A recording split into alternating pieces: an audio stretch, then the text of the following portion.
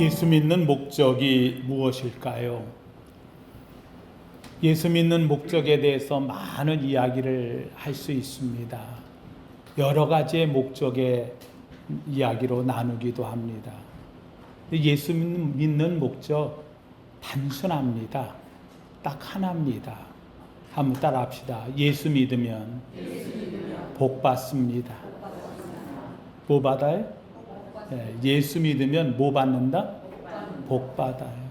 예수 믿으면 복 받는 거예요. 이 땅에 사는 동안에 예수 믿고 뭘 받고? 복 받고. 우리의 생명 끝나서 내세에 천국에 가서도 뭘 받고? 복 받고. 복 받는 거예요. 하나님이 모든 만물을 지으시고 주신 것은 뭐예요? 모든 만물에게 복을 주시고, 모든 만물은 복이 있어야 사는 거예요. 제가 천체에 대한 것을 쭉 봐요. 정말 우주라고 하는 것은 무궁무진하더라고요. 아니, 태양계가 들어가 있는 은하계, 가까이에 있는 모든 별들이 어마어마해요.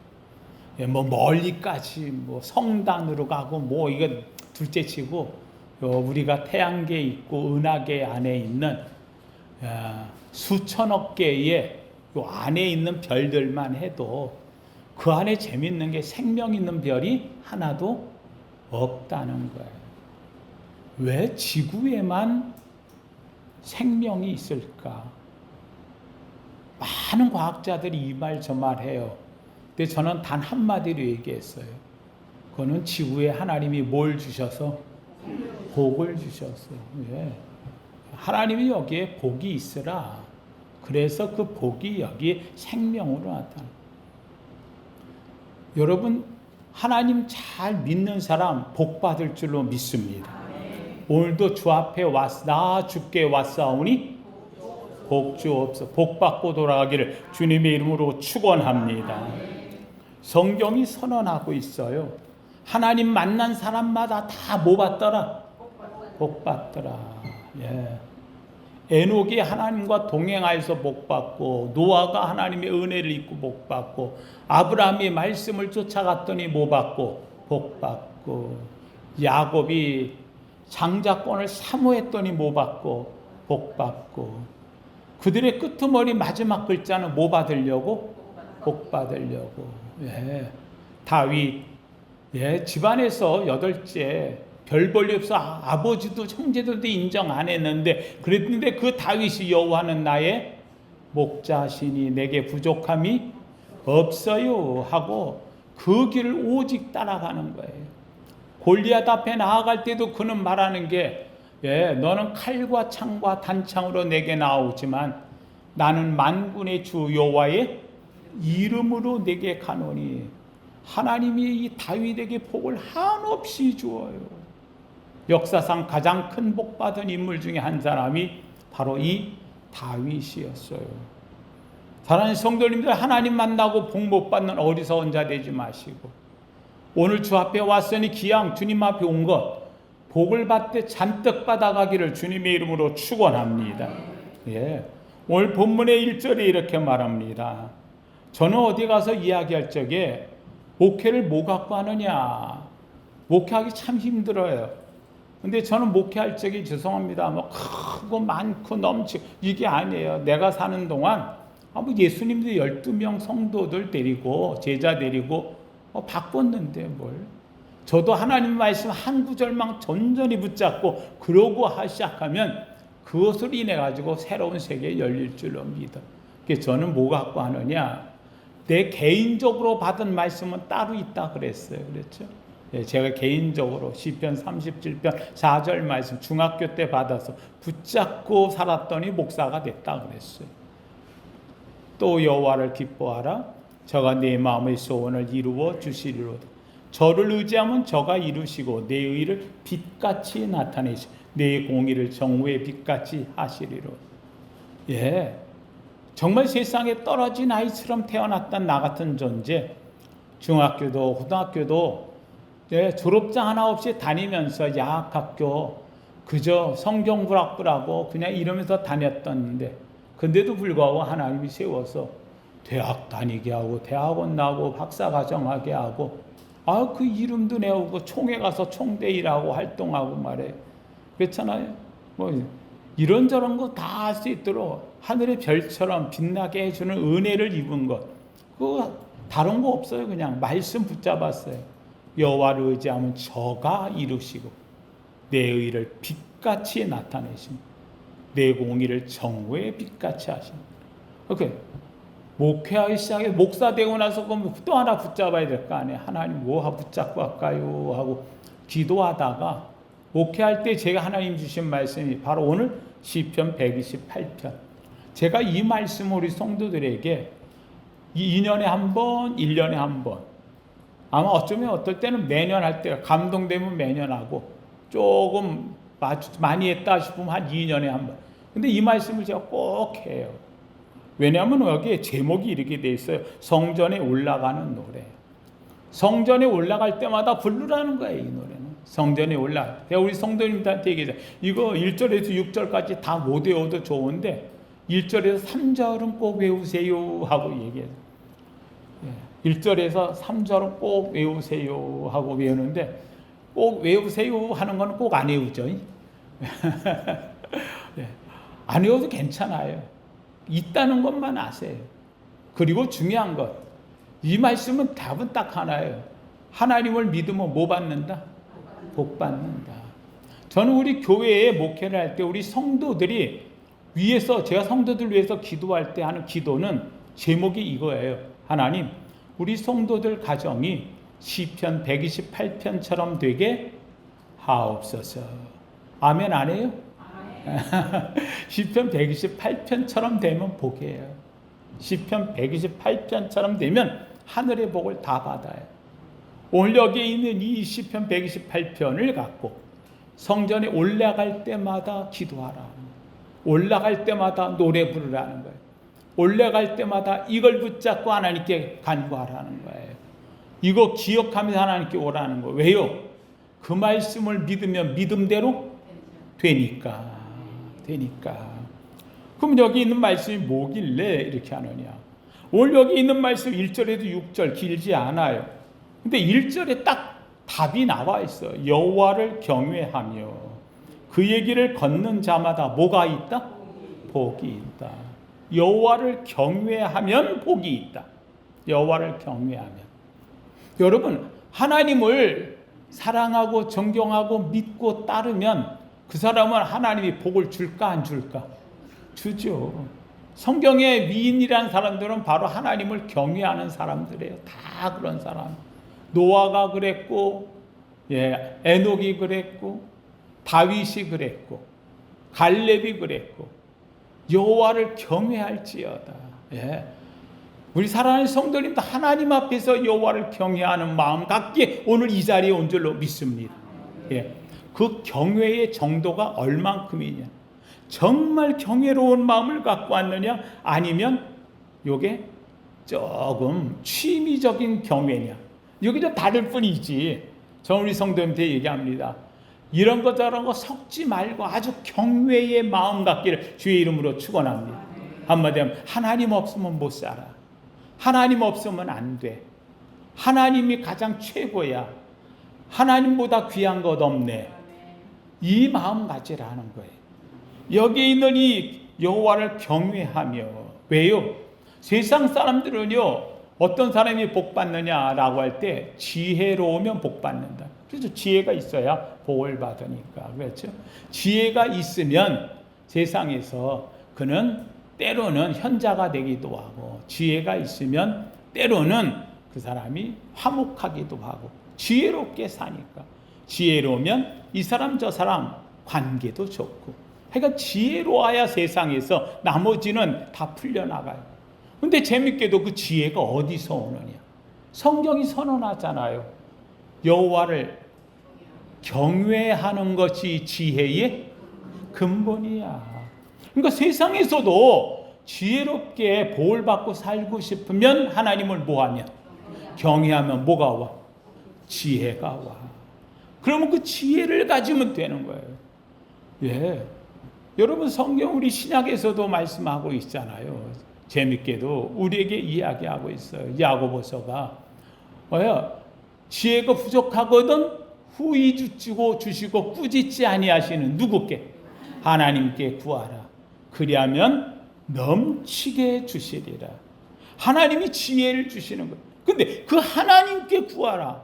그 하나님께 그 지혜를 구하려면 하나님을 뭐하면? 경외하면. 그러니까 모든 문제의 출발점은 하나님을 뭐할 때? 경외할 때. 하나님을 경외하면, 오늘 본문에 있는 것은 다른 것도 없어요. 모든 시작점은 하나님을 뭐하는 데서부터? 경외하는 데서부터. 사랑하는 성도님들, 정말 하나님하고 이름을 부를 때마다 가슴이 뜨거워지기를 주의 이름으로 축원합니다. 너무 좋은 거야. 너무 기쁜 거야. 너무 감격된 거야. 여호와를 경외하며, 그래서 그 하나님을 믿고 그 길을 걷는 자마다 복이 있다. 아브라함이 그렇게 걸었잖아요. 75세에 쫓아갔는데 복을 받았다니까. 노아가 그렇게 갔잖아요. 500세에 세상에 배를 만들어 복을 받았다니까. 에녹이 그렇게 갔잖아요. 365세에 하나님과 함께 올라갔잖아요. 사랑하는 성도님들, 여호와를 경외하는 것을 보여주는 것이 성경책이에요. 오늘 여기 와서 앉아있는 우리 성도님들의 가장 최고의 삶은 나이에 관계없이 나도 오늘 하나님을 뭐하며 살리라? 경외하며 살리라. 경외하면서. 이 경외하는 자에게 하나님이 주시는 복이 있어요. 세 가지의 복을 얘기해. 첫째는 내가 내 손이 수고한 대로 먹을 것이라 내가 복되고 형통하리로다. 사랑하는 성도님들, 여러분 내 손이 수고한 대로만 먹는다면 행복하지요. 그 사람이 하는 일이 형통하면 복이 있지요. 이 사람을 얘기하는 거예요. 내 손이 수고한 대로 먹을 것이라 복되고 형통하리로다. 저는 원합니다. 여러분의 가정에 하는 사업장에서 손이 수고한 대로 일한 대로 열려지기를 주의 이름으로 축원합니다. 이게 복되고 형통한 길을 하나님이 열어주신다니까. 하나님이 함께 하실 때 되어지는 거예요. 사랑하는 성도님들, 록펠러가 역사상 갑부 중에 록펠러 같은 갑부가 없다고 얘기하죠. 이 록펠러가 이렇게 갑부가 된 것은 록펠러가 뭐 선하고 착하고 똑똑하고 뭐 훌륭하고 그건 나중 문제예요. 그것은 그가 50이 되어져 가지고 죽음 앞두고서 변화돼서 이제 된 건데, 그 전에도 그가 한 가지는 지켰어요. 뭘 지켰느냐? 어머니가 준 10가지 계명을 지켰어요. 적어도 주일날은 어디 빠지지 마라. 교회 빠지지 마라. 적어도 교회 가서는 어디 앉아라? 맨 앞에 가서 앉아라. 적어도 교회 가가지고는 목사님을 누구처럼 생각해라? 아버지처럼 생각해라. 하나님처럼 생각해라. 그리고 내가 생기는 돈이 있다고 한다면 그것에 적어도 다른 건 몰라도 하나님께 뭐는 드려라? 11조는 드려. 그래가지고 이 어린아이가 세상에 자기가 가진 돈을 가지고서는요, 받으면은 일을 할 때마다 오른쪽에다가는 자기가 벌어서 10의 9절 넣고, 왼쪽은 다른 주머니잖아요. 이거 빼가지고 여기다 뭘 집어넣고 11절 넣고, 그래가지고 11조 주머니를 만들어서 하나님께 드렸다니까. 사업을 시작할 적에도 회계를 둘을 뒀다는 거 아니에요. 하나는 일반 회계, 하나는 11조 회계. 11조 담당. 이 사람이 나중에 가가지고 교회를 세울 적에 세상에 그 교회를 6천여 교회를 세계 설립했다니. 그가 지은 교회가 역사상 가장 아름다운 리버사이드 처치, 맨하탄에 있는 어머니 교회잖아요. 어머니. 자기 어머니를 생각해서 자기에게 신앙을 준 교회. 세계 최고의 재벌, 역사상 지금까지 그보다 많은 돈을 가진 사람이 없어요. 근데 그렇게 했던 이유가 뭐냐? 어릴 때부터 하나님을 경외하는 것만큼은 떠나지 않았던 사람. 죄송합니다. 못된 짓을 할 때도 있었는데 그때도 하나님을 생각하면서 그가 돌아올 수 있었던 거죠. 하나님 성도님들, 우리의 삶에 가장 중요한 것은요, 우리는 기본적인 것은 갖고 있어야 되는 거예요. 가장 먼저 신앙생활에 하나님을 뭐 하는 것부터 두려워할 줄 알아. 두려워할 줄. 우리가 하나님 앞에 나라를 위해서 기도할 때도, 대통령을 위해서 기도할 때 뭐라고 기도하느냐? 하나님을 뭐 할 줄 아는? 두려워할 줄. 예, 하나님을 무시하는 사람 안 되는 거예요. 손바닥에다가 뭐 이상한 글자 써가지고 하고, 그러고선 성경책 들고 우리 집 사람이 뭐 구약을 다 외웠다, 이런 거짓말하는, 그런데도 불구하고 또 그 데려다가 말이에요. 이 사람 붙잡고 나라 말아먹잖아. 나 처음부터 그렇게 하는 거고 아니라 제가 우상이라 그랬잖아요. 예. 그래서 그거 아니에요. 그거 아니에요. 하나님을 두려워할 줄 알아요. 예. 믿고 안 믿는 건 둘째 문제야. 자기가 하나님 앞에 설 때 어떨까를 두려워할 줄 아는 이 마음을 가진 사람이에요. 이게 두려움, 경외의 마음이 있는 거예요. 여기에 여호와를 경외하며 그의 길을 걷는 사람, 이 사람은 수고한 대로 먹고 내가 복되고 형통하리로다. 사랑하는 성도님들, 저는 우리 성도님들의 가정에 하는 사업장이, 또는 사랑하는 남편이, 또는 사랑하는 아내가, 하여간 누가 손으로 수고하는 것은 복되고 형통하는 가정 되기를 주의 이름으로 축원합니다. 네. 두 번째로는 내 집 안방에 있는 내 아내는 결실한 포도나무 같으며, 여러분 집에 있는 아내가 결실한 포도나무 같다. 제가 이 말씀을요, 병원에 있으면서 가만히 앉아서 묵상을 했어요. 하나님, 결실한 포도나무 같다. 왜 포도나무라고 했습니까? 지금까지 내가 공부하면서 했던 설교 말고 다른 내용이 있으면 하나님 좀 생각나게 해주세요 하고 또 했어요. 이 말씀을 전하려고 하는데 뭐 제가 몸이 아프니까 집에 앉아가지고는 준비할 수는 없고 그래서 생각했어요. 근데 가만히 생각해 보니까 포도나무는 이게 나무가 아니야. 포도나무라고 했는데 나무가 아니야. 포도는 덩굴이야, 덩굴. 그래서 제가 우리 친구 목사 교회에 가서 포도나무 심는 걸 봤거든요, 전에. 근데 그 심을 때, 우리가 포도나무를 심을 때는요, 나무는 그냥 심으면 혼자 자라잖아요. 근데 포도나무는 혼자 자라지를 못해요. 왜요? 이건 세워놓으면 넘어가. 그래가지고 덩굴이야. 막 다니다가 다른 거 있으면 그때 가서 붙어 올라가는 덩굴이야. 그러니까 이거는 땅으로 덩굴처럼 다니지 못하게 하려고 어떻게 해야 돼? 옆에다가 관목을, 지지대를 세워주는 거예요. 지지대를 세워주면 이게 그때부터 이걸 감고 올라가요. 아, 포도나무라고 하는 것이 혼자서는 서지 못해. 옆에 있는 남편을 붙잡고, 그래서 그걸 둘둘 말면서, 그래서 같이 올라가는 것. 근데 재밌게도 이 포도나무가 올라가기 시작을 하면, 여러분 과일 중에서 열매 제일 많이 맺는 과일이 뭐예요? 포도야, 포도. 우리가 오죽하면 탐스럽다 그러잖아요. 그렇죠? 여러분 재밌게도 우리나라에 나오는 포도가 한 그루가 열매를 맺는데 6,000송이가 열립니다. 포도에 6,000송이가 한 나무에서, 그게 얼마나 잘 뻗쳐나가는지요. 이게 근데 딱 지지대만 세워주면 그때부터 자기가 서가지고요, 여기 올 본문에 있는 것처럼 대한 결실한 포도나무처럼 이파리만 무성한 게 아닌 거예요. 근데 재밌는 것은 이 포도나무가 포도 열매를 맺기 위해서 이 포도가, 나무가 그냥 하느냐? 아니에요. 포도나무를 여러분 한번 보세요. 포도나무가 똑바로 자라는 나무 봤어요? 어떻게 자라요? 뒤틀려 있어요. 포도나무는요, 자기 몸을 꽈가면서 열어요.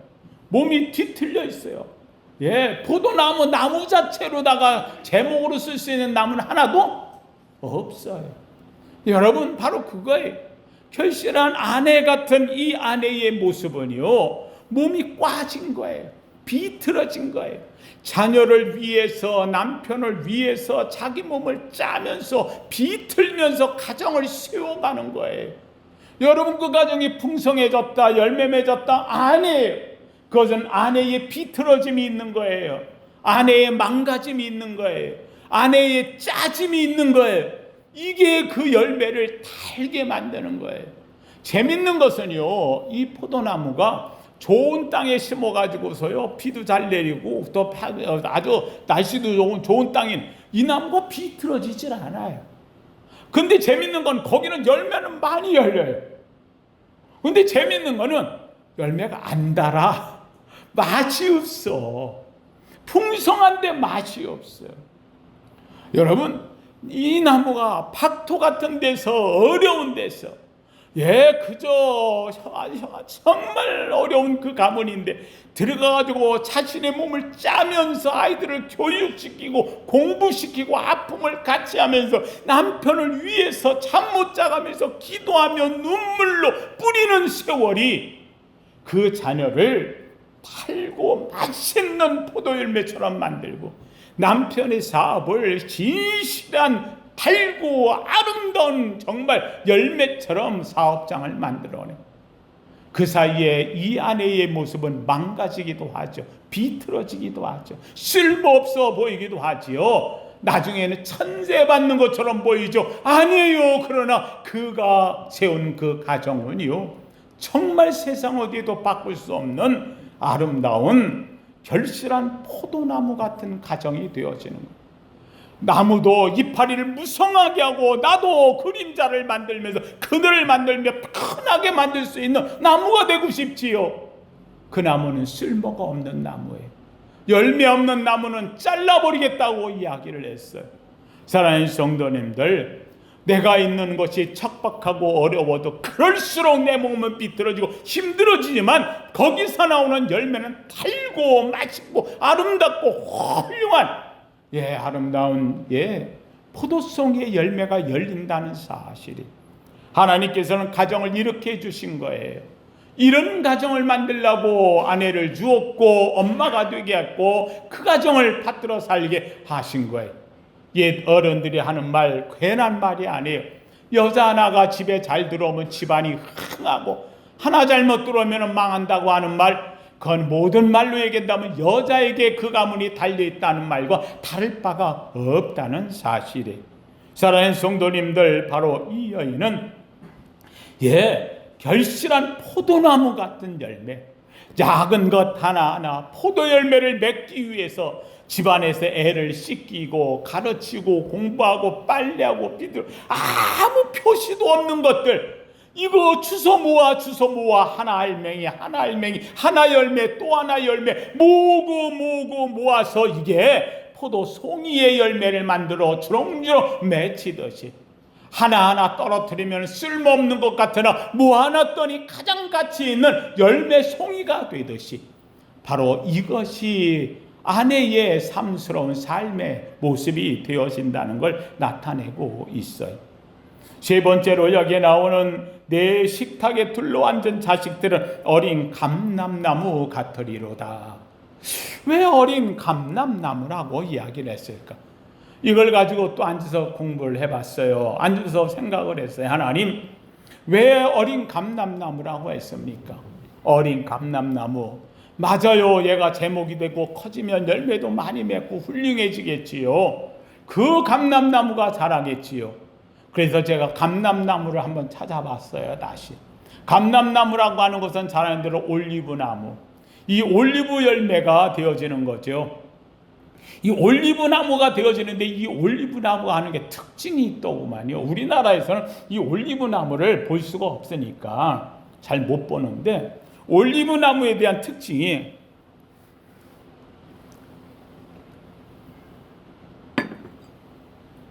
올리브나무는 한 번 심으면 이게 얼마나 오래 사는지, 오래 사는 건 1000년, 1500년을 산다네. 참. 그 올리브 하나를 심어 놓으면요, 그냥 그 올리브에서 그냥 대대손손 열매를 따먹는다는 거예요. 근데 이 올리브 나무가 재미있는 게, 올리브가 크잖아요. 그러면은 이게 가운데서 이게 자라서 올라올 거 아니에요. 그 올라오서 나가면 이게 나무가 올라 자라잖아요. 그러면은 아니 이게 100년 지나고 200년 지나면 가운데 있는 나무들은 어떻게 될까? 이게 그냥 그 나무가 그렇게 오래 갈 리가 없잖아요. 그래서 봤더니 가운데 있는 나무는 이거는요 썩는데요. 그래가지고 가운데 구멍이 난대네. 구멍이 나면 어떻게 해요? 다 죽어야 될 거 아니에요. 근데 재밌는 건 이게 구멍이 나고 있으면 옆에 껍데기가 이게 관목처럼 그냥 위에 대로 서 있는데 그 옆에서 새순이 나온대. 새순이 나와가지고 그 나무에 붙어가지고 다시 자라면서 올라간다는 거예요. 그래가지고 또 다시 두껍게 그래 자라서 그 나무가 두꺼워진다는 거예요. 그 속은 비어있대. 근데 이게 그렇게 자라면서 한다는 거예요. 다시 한번 여기서 얘기하는 어린 감람나무 같다라고 할 때 어린 감람나무는 대대로 이어오는 신앙의 본을 본받아서 가운데는 죽어가지만 옆에 있는 나무가 나와 믿음을 계승하는 나무, 그 나무가 어린 감람나무, 신앙의 계승자라고 하는 것을 이야기한다 하는 걸 이야기하는 거예요. 사랑하는 성도님들, 여기 있는 어린 감람나무는 그냥 혼자 자라는 감람나무가 아니에요. 따로 심어놓은 감람나무가 아니에요. 이 따로 심어놓은 감람나무는요, 이게 열매를 맺으려면 이게 또 10년, 15년이 걸려야 되는 거예요. 그런데 이게 아버지 관목, 할아버지 관목 붙어있는 걸 새순이 나와 어린 감람나무, 이게 자라면서 그 순을 먹고 그래서 나오면서 자라는 것도 빠르고 나중에는 이 새순나무가 원래의 관목의 주인처럼 자라는 계승자의 나무로 자란다는 거예요. 이 나무에서 나오는 이 올리브는요 막 몇십 가마씩 나온다는 거예요. 한 나무에서 어마어마한 올리브가 나오고, 그리고 이 나무는요 올드 나무라고 올리브라고 해가지고요 나무가 오래된 나무, 이거는요 향도 좋고 맛도 좋고 얼마나 좋은 이런 나무에서 나오는 것은 값이 엄청 비싼 일반 나무하고는 비교가 안 된다는 거예요.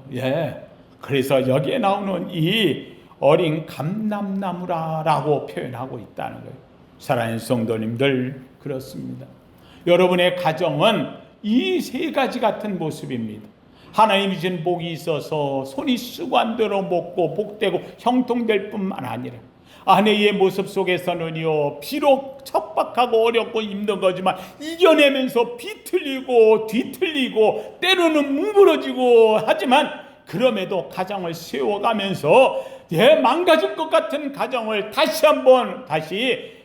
탐스러운 여기에 나오는 말씀 결실한 포도나무로 만들어내는 이런 아내의 모습이고, 어린 자식들은 그것을 보고 배우기 때문에 그래서 거기서 계승되어지고, 그래서 결국은 종래는 어린 감람나무가 풍성한 하나님 앞에서 큰 쓰임받는 성전의 기름처럼 쓰임받는 나무다.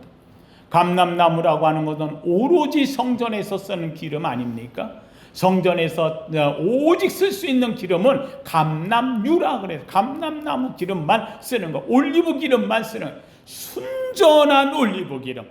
하나님께 드려지는 이런 믿음의 가문이 되어진다라고 하는 것을 이야기하고 있어요. 저는 이 말씀을 생각하면서 생각해 봤어요. 하나님, 이 가정에 이런 복을 주시더니 하나님께서는 그 다음에 나머지 보너스의 복도 주시는군요. 여기 보니까 4절에 여호와를 경외하는 이런 가정에는 이같이 복을 얻으리로다. 이같이 복을 얻으리로다. 이 세 가지, 손이 수고하고 아내는 결실한 포도나무 같고 자식은 가을이 감람나무처럼 하나님이 풍성하게 하시되, 그 다음에 하나님이 얘기해요. 여호와께서 시온에서 내게 복을 주실지어다. 교회에서 하나님께서 이 복을 넘치게 해주신다. 오늘 교회에 왔어요. 시온 성과 같은 교회, 오늘 이 교회에서 여러분의 이 복이 넘치기를 주의 이름으로 축원합니다. 두 번째로 이야기해요. 너는 평생 예루살렘의 번영을 보며 개인적으로 교회에서 복을 받고 이제는 예루살렘처럼 번영해 간다. 여러분의 가문이 번성하는 축복되기를 주의 이름으로 축원합니다.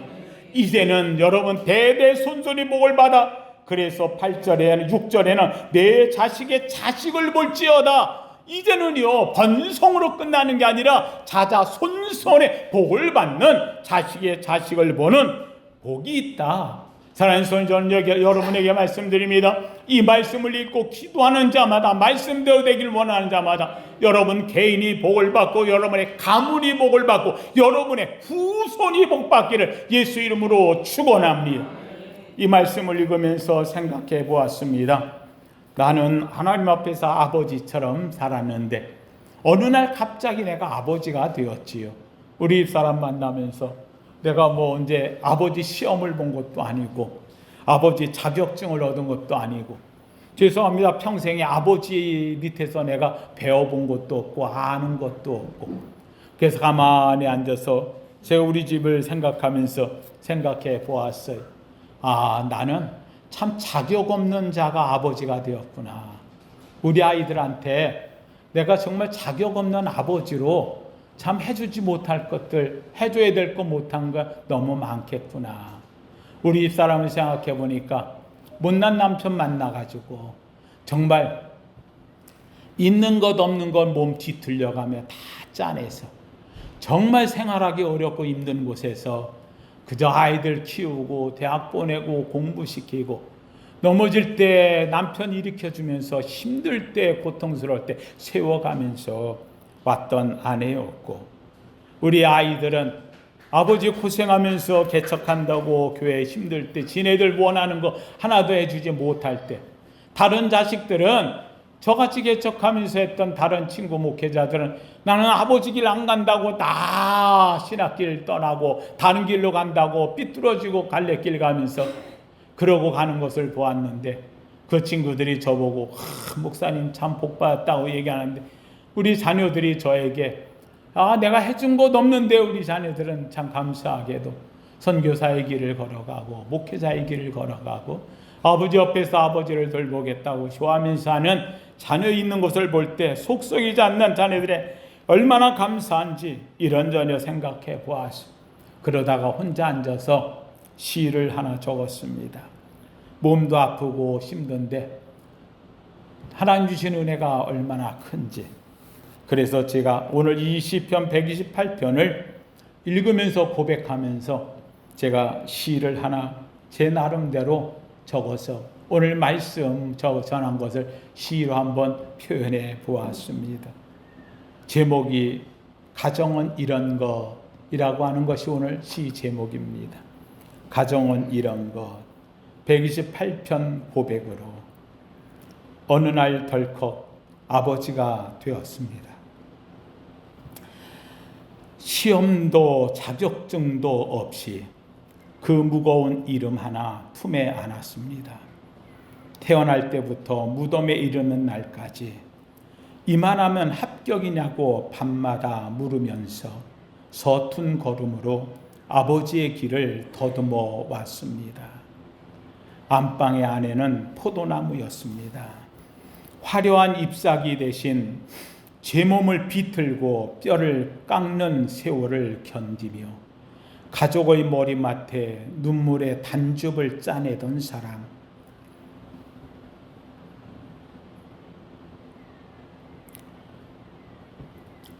엄마라는 서툰 연습을 평생도록 받아내며 집안 가득 평안의 향기를 채워준 사람입니다.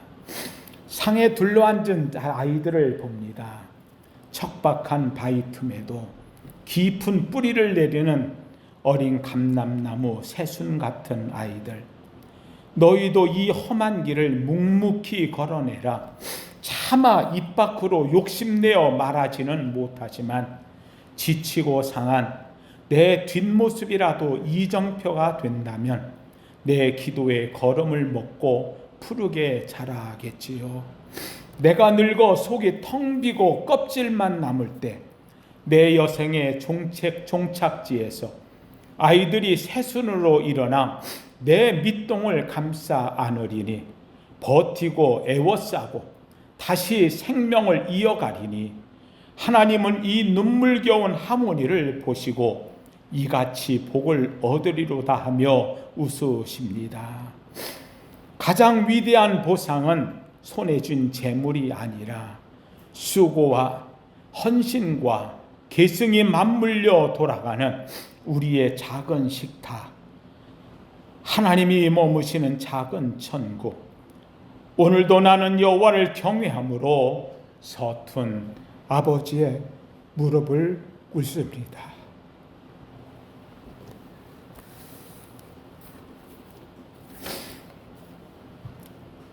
말씀을 마칩니다. 여호와를 경외하며 그의 길을 걷는 자마다 복이 있도다. 우리 모두의 가정이 이 같은 복을 받는 가정 되기를 예수 이름으로 축원합니다.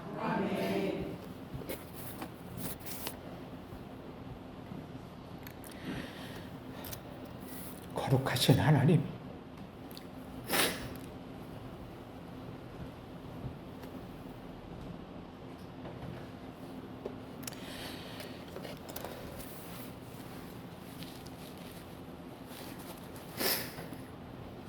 감사와 영광을 돌립니다.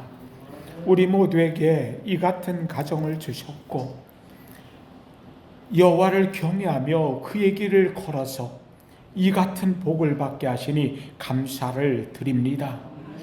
하나님, 저들의 가정에 하나님의 이종을 통하여 시편 128편 가정처럼 되라고 하나님의 지침을 주셨고 말씀을 주셨고 기도를 주셨으니 하나님, 이종이 구한 대로 저들의 가정들이 복이 되게 하옵소서. 하나님이여, 저들의 가정에 수고한 대로 먹는 복되고 형통된 가정 되게 하옵시고, 안방에 있는 아내들의 모습은 결실한 포도나무 같은 모습 되게 하옵시며, 식탁에 둘러앉은 자식들은 어린 감람나무 같은 계승되어진 신앙의 가문들 되게 하옵소서.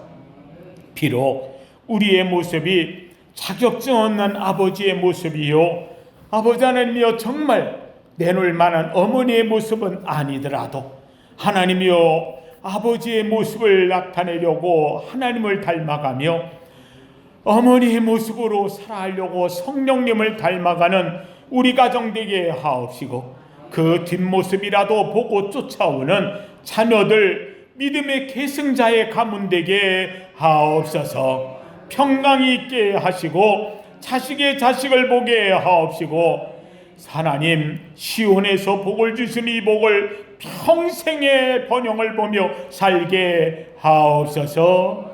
예수님 이름으로 기도하옵나이다. 아멘.